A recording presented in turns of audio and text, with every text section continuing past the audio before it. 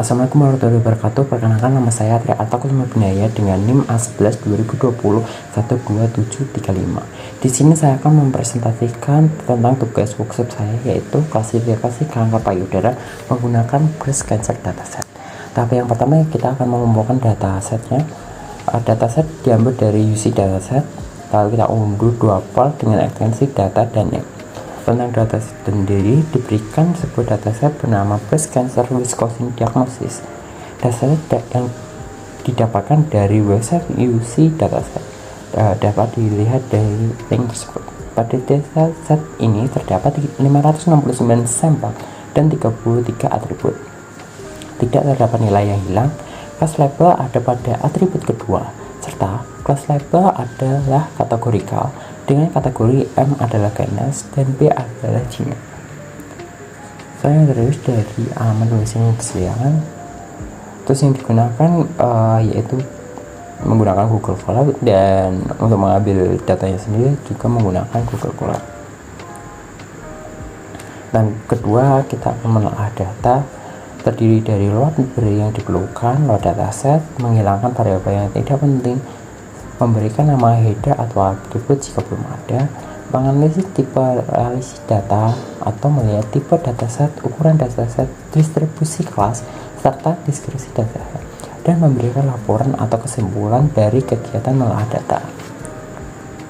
Yang pertama, kita akan load library yang diperlukan ada pandas, numpy, trend split, serta hingga ke standard scalar dan PA. Lalu kita akan mengimport datasetnya.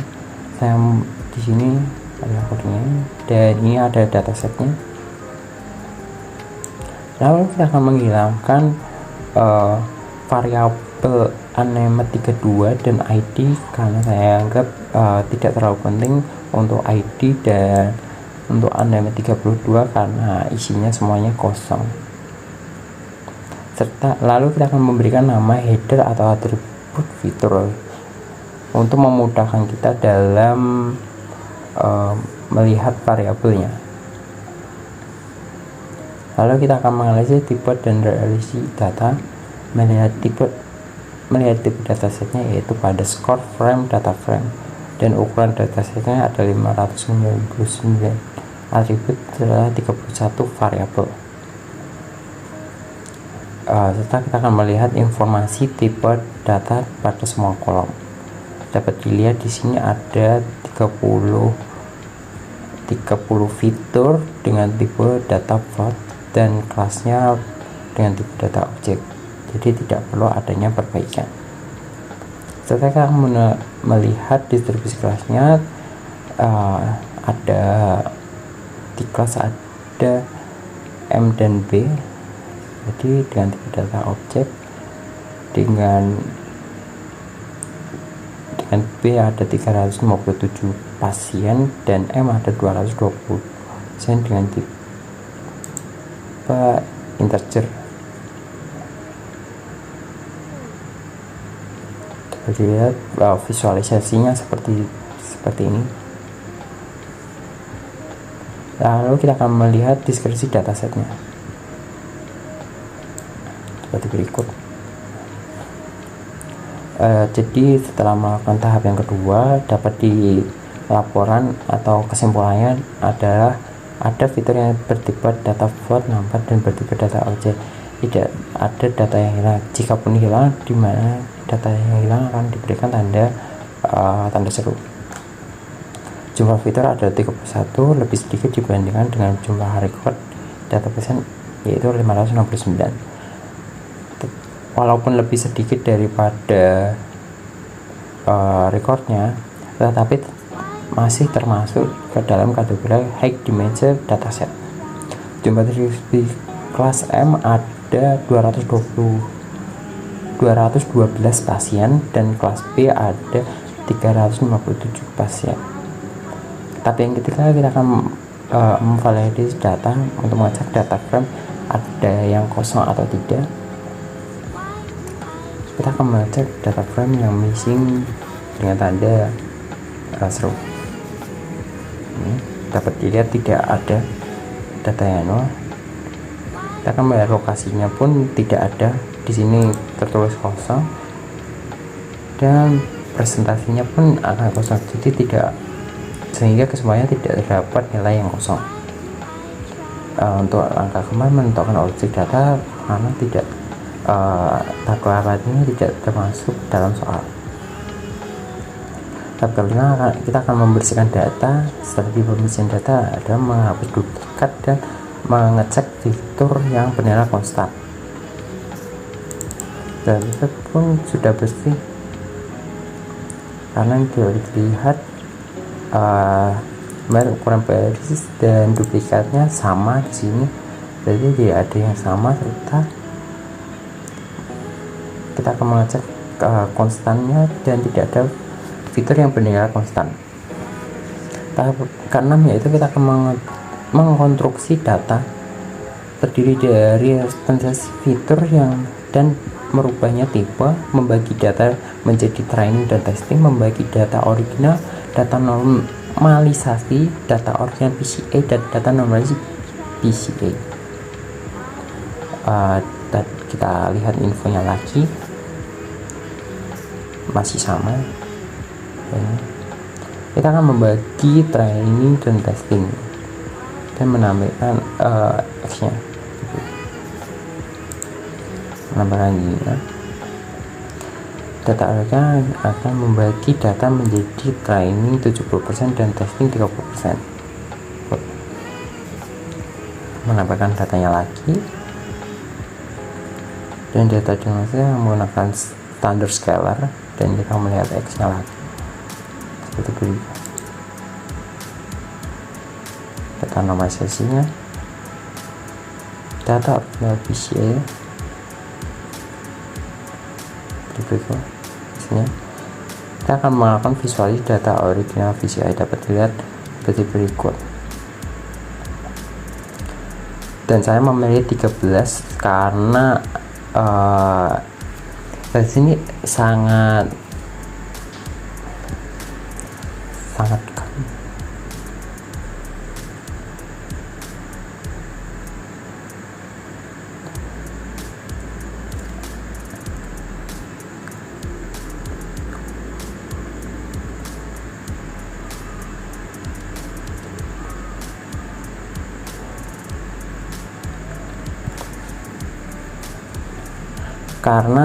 rangkat dari 31 ini, dan yang ke-14 ini dan 13 ini bernilai sama, jadi saya memilih 13 saja untuk komponennya yang dipilih.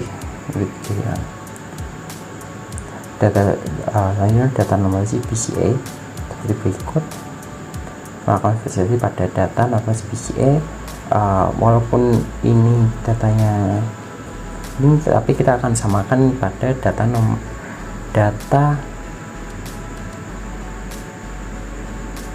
original PCA nya,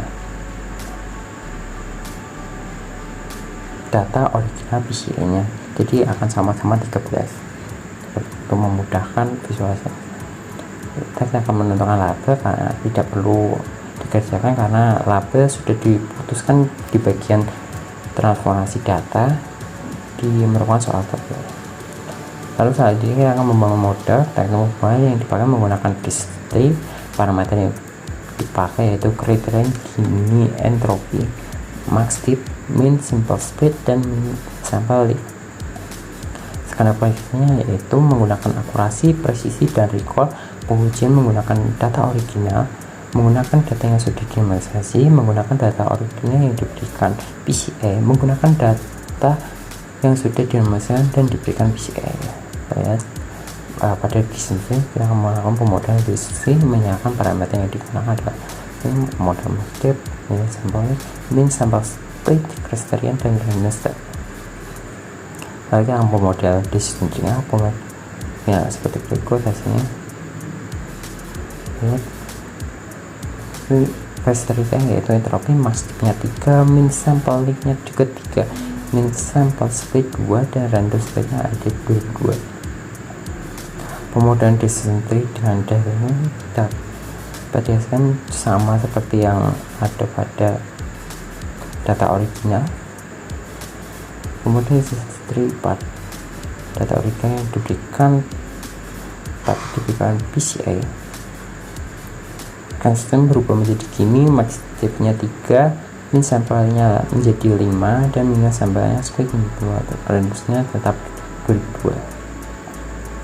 Kemudian dari history data penulisan yang diberikan PCA.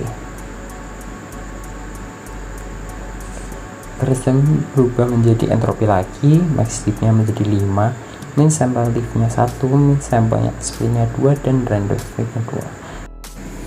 Setelah itu pada tahap ke-9 yaitu mengevaluasi pemodal dengan menjadi soal coding, yaitu pada evaluasi dengan data original sebagai berikut: akurasi pada training set dan akurasi pada data sudah berdasarkan sebagai berikut. Lalu kita melakukan visualisasi dan metrik dengan Seaborn. Kita lihat visualisasinya seperti berikut. Lalu kita mengevaluasi dengan data normalisasi pada training set dan test setnya. Lalu kita akan melakukan visualisasi kembali juga pada evaluasi PCA data originalnya, dilakukan visualisasi sama. Kita yang terakhir yaitu evaluasi data normalisasi dengan PCA sama, lihat training setnya dan tesnya berapa nilainya. Kita dilakukan visualisasi juga. Lalu kita akan melakukan proses review, kemudian kita akan memanggil modelnya, terus kita akan melakukan perbandingan hasil training akurasi dan tes akurasi dengan 4 model yang di atas tadi. Lihat ada perbandingannya pada training akurasi dan tes. Dilihat training lebih tinggi daripada tes akurasi. Melihat membandingkannya akurasi, presisi, dan recall pada dataset. Ini akurasi tadi, ini recallnya, dan ini presisinya. Kita akan melakukan perbandingan visualnya terhadap 4 model lagi dengan Seaborn. Dapat dilihat seperti berikut, dan kesimpulannya yaitu model terbaik dari dataset tangkap payudara adalah menggunakan decision tree PCA data normalisasi karena nilai akurasi yang tinggi pada data training sebesar 98,99% dan akurasi tertinggi pada data testing sebesar 97,7%. Sekian dari saya, terima kasih. Bila ada saran saya maaf, saya terhadap ya. Wassalamualaikum warahmatullahi wabarakatuh.